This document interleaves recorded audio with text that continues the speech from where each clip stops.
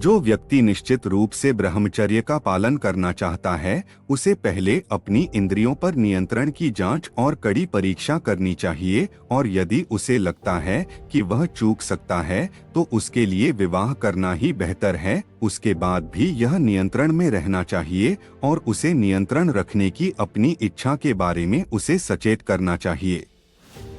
यदि आप बिना किसी गंतव्य के चलते हैं तो आप नहीं जानते कि आप कहां पहुंचेंगे या आप पहले स्थान पर क्यों चल रहे हैं, लेकिन अगर आप एक मंजिल को ध्यान में रखकर चलेंगे तो आप वहां जरूर पहुंचेंगे। उसी प्रकार ब्रह्मचर्य या ब्रह्मचर्य का पालन भी सही समझ और एक लक्ष्य को ध्यान में रखकर करना चाहिए। यदि ब्रह्मचर्य का पालन करने का लक्ष्य परम मुक्ति मोक्ष नहीं है तो वह ब्रह्मचर्य बधियाकरण के समान है। इससे आपका शरीर स्वस्थ, मजबूत और सुंदर बनेगा और आपकी उम्र लंबी होगी, लेकिन वह अंतिम मंजिल नहीं है।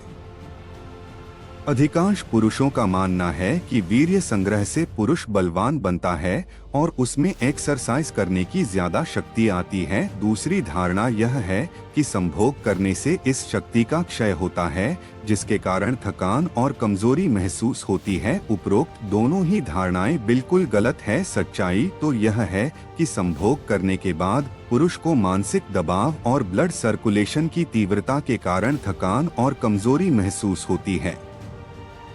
वीर्य का अर्थ होता है ऊर्जा। वीर्य यानी सीमेन में नया शरीर पैदा करने की क्षमता होने के अलावा इसका एक प्रमुख कार्य संतानोत्पत्ति भी है। वीर्य का दूसरा महत्वपूर्ण कार्य पुरुष के शरीर में एनर्जी, सेक्सुअल पावर, सुंदरता और निरोगता का संचार करना होता है।